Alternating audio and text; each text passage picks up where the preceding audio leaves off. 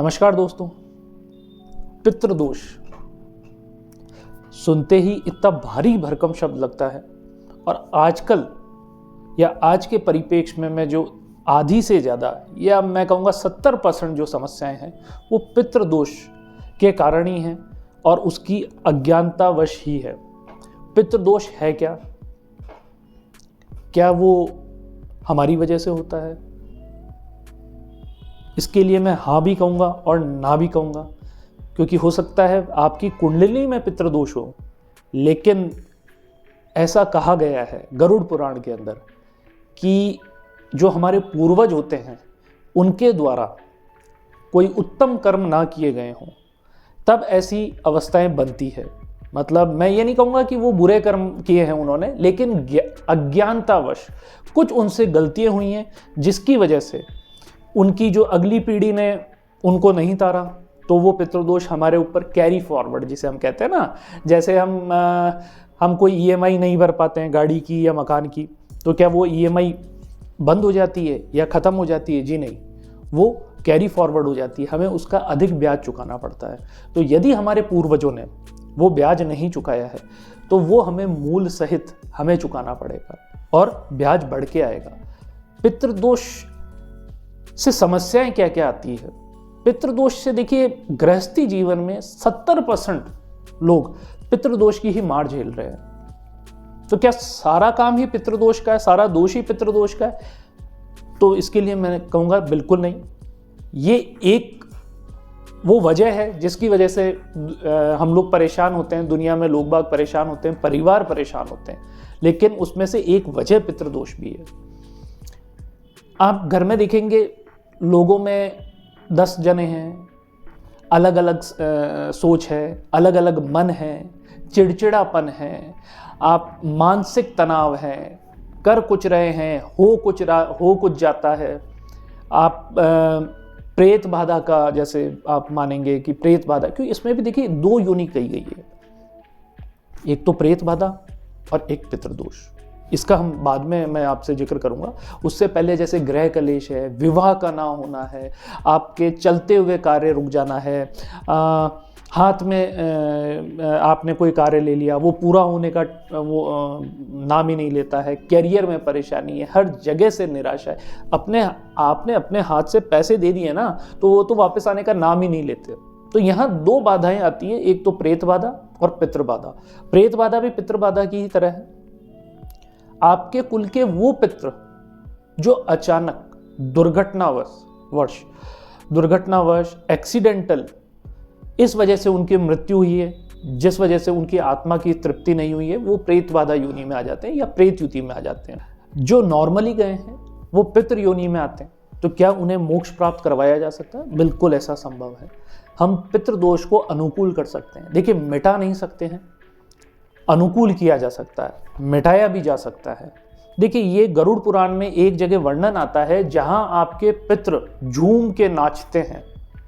क्यों नाचते हैं वो? क्योंकि आपके कुल में किसी ऐसे व्यक्ति ने जन्म लिया होता है जो उन्हें तारने के लिए आता है, जो ऐसा विष्णु भक्त कहा गया है वहाँ। तो आप चाहे विष्णु भक्ति करें, चाहे शिव भक्ति करें, लेकिन उन्हें तारने का काम जरूर करिए। आज के जो युग में मैं देखता हूँ सबसे बड़ी समस्या ये है कि आधे से ज़्यादा जो क्लाइंट आते हैं उन्हें अपने कुल देवी देवता का भी मालूम नहीं होता है। ये भी एक पितृदोष का कारण है। वो दिन ब दिन बढ़ता जा रहा है। आप फर्ज करें, 2 यहाँ मैं उदाहरण लेने की कोशिश करूंगा। एक पितृदोष का, एक ही परिवार में 2 बच्चे हैं, एक बड़ा और एक छोटा।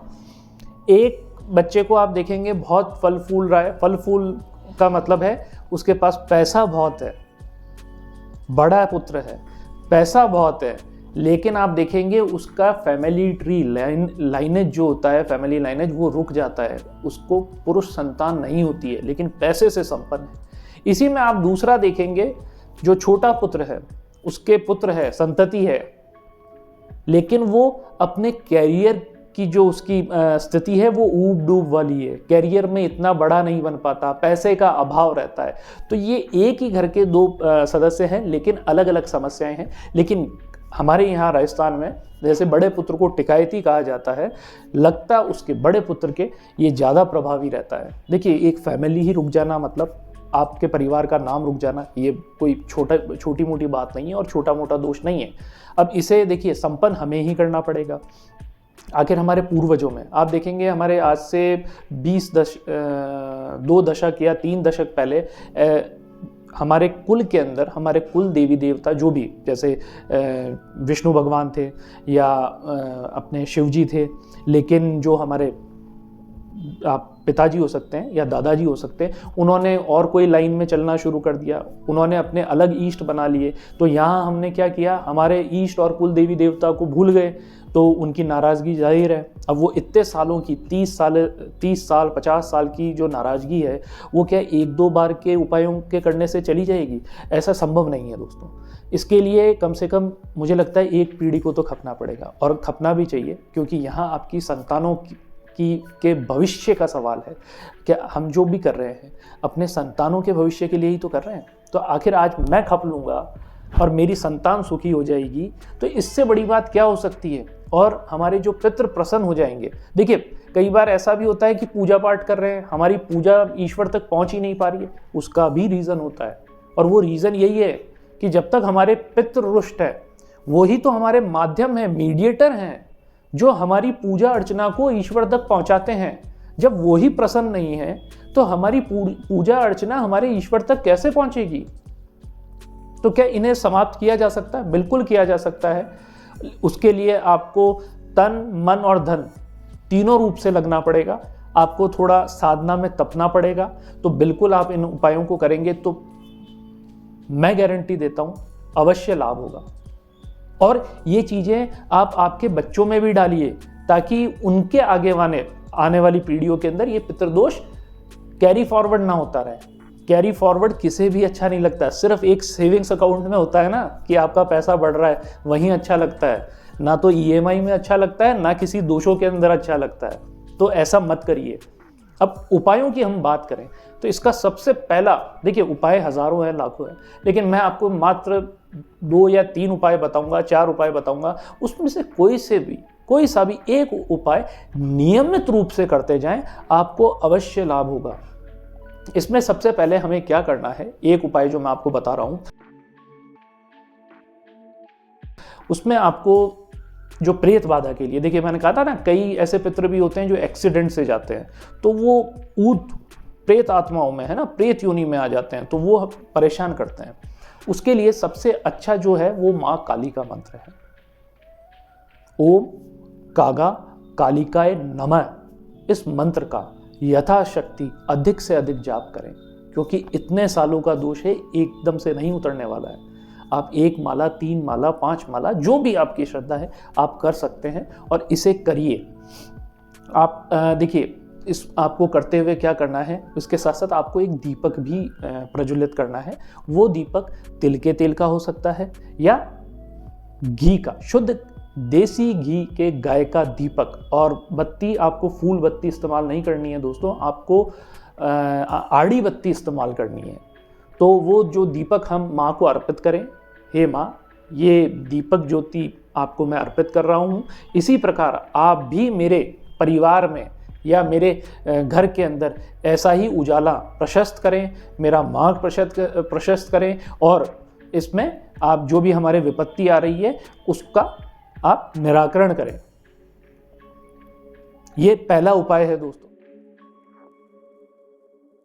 दोस्तों आगे बढ़ने से पहले, हमारे दूसरे उपाय की तरफ जाने से पहले आप लोगों से एक निवेदन है, रिक्वेस्ट है कि यदि आप लोगों ने मेरा चैनल अब तक सब्सक्राइब नहीं किया है तो उसे सब्सक्राइब करें, मुझे फॉलो करें यूट्यूब के ऊपर, और ये जो नीचे बेल आइकन का बटन है इसे दबा दीजिए, ताकि मेरे आगे आने वाले वीडियोस आपको यूं ही मिलते रहे। तो अब हम चलते हैं दोस्तों दूसरे उपाय की तरफ। दूसरा उपाय हमें अमावस्या वाले दिन शुरू करना है, या जो भी हमारे कृष्ण पक्ष का पहला सोमवार होता है उस दिन हम शुरू कर सकते हैं। आप जब सुबह नहा धो के फ्री हो जाते हैं तो सूर्य जब उदय हो रहा हो उस समय आपको करना है। आपको उस टाइम पे पानी, जल का लोटा ले लेना है, और वहाँ आखिर पीतल का मिल जाए तो बहुत अच्छा है। और ऐसा आप सूर्य देव को अर्घ्य देते समय भी कर सकते हैं, या दक्षिण दिशा की तरफ भी, क्योंकि पितरों की दिशा दक्षिण ही मानी गई है। उसमें आपको करना क्या है, एक साधारण लोटे में साधारण जल ले लेना है, उस पर थोड़ी सी मात्रा गंगा जल की मिला लेनी है, वहाँ कच्चा दूध उसके साथ साथ तुलसा जी के कुछ पत्ते, आप 1 या 2 पत्ते ले सकते हैं। उसी के अंदर आप काले तिल ले सकते हैं। काले तिल डाल के आपको सूर्य देव को या दक्षिण दिशा में जल अर्पित करते हुए आपको निवेदन करना है सूर्य देव के सामने या दक्षिण दिशा में कि हे मेरे 7 पीढ़ी की भूत प्रेत आत्माओं, मैं आपको 5 तत्वों से स्नान करवा रहा हूँ, आप इसे ग्रहण करें और इसे स्वीकार करके मेरे परिवार में आप सुख शांति रखें और अपनी छत्र छाया बनाए रखें। ये हो गया दोस्तों। इसी में ही, इसी दूसरे उपाय में ही इसका सेकंड पार्ट है, जो कि आपको उसी दिन ही शाम को करना है। आखिर आपने सोमवार को किया है तो सोमवार की शाम को आपको एक मिट्टी का दीपक ले लेना है। उसके अंदर तिल का तेल या शुद्ध गाय का जो देसी घी का आप दीपक है वो लेना है और आड़ी बत्ती का लेना है। वो आपको शाम को जलाना है और जलाते हुए वापस वही आपको रिक्वेस्ट करनी है कि हे मेरी 7 पीढ़ी की ऊत प्रेत आत्माओं, ये जो मैं आपको जो दीपक अर्पित कर रहा हूँ इसे स्वीकार करें और मेरे परिवार में एकता और सुख शांति समृद्धि बनाए रखें। ऐसा कम से कम आप 5 सोमवार करें, यानी कि लगातार 5 सोमवार, तो 1.25 महीना होता है, तो 1.25 महीने लगातार करें। मुझे पूर्ण विश्वास है, पूरी श्रद्धा है कि दूसरे ही सोमवार से, यानी कि 15 दिनों के अंदर अंदर आपको इसके पूर्ण लाभ मिलने लग जाएंगे। और इसे कंटिन्यू रखें, ये अपने बच्चों को भी सिखाएं ताकि उनके ऊपर कोई पितृ दोष ना आए। इसी में आप देखिए दूसरा आप और भी उपाय हैं, आप भागवत करवा सकते हैं। आपके पितरों के निमित्त आप पीपल वृक्ष का रोपण कर सकते हैं। मैं वृक्षों की बात नहीं कर रहा हूँ दोस्तों, सिर्फ वृक्ष। आप 10 लगा लेंगे और उनका ध्यान नहीं रख पाएंगे तो वो किसी काम का नहीं रहेगा। आप एक ही पीपल वृक्ष लगवाएं, लेकिन उसे आप प्रॉपर ढंग से सींचें।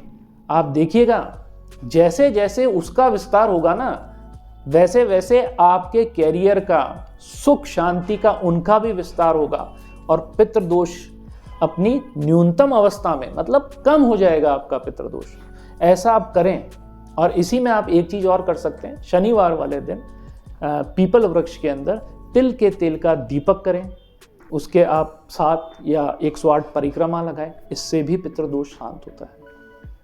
इसका बहुत प्रभाव पड़ता है दोस्तों, बहुत ज़्यादा, क्योंकि ये गरुड़ पुराण में कहा गया है कि हवन करने से देवता प्रसन्न होते हैं। जप करने से हमारे पाप जो होते हैं ना वो नष्ट होते हैं, और जो हम स्नान करते हैं उससे हम शुद्ध होते हैं।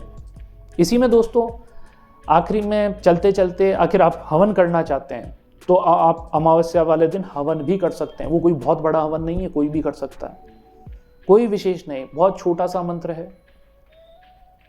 ओम सर्व पितृ देवताय नमः स्वाहा, क्योंकि हवन करते हैं तो स्वाहा या पितरों के लिए स्वधा शब्द का भी इस्तेमाल किया जाता है। तो आप इसका मंत्र का इस्तेमाल करते हुए 108 आहुति, हाँ चाहिए क्या हमें, या तो गाय के उपले, आम की लकड़ी हो, जो भी उपलब्ध हो।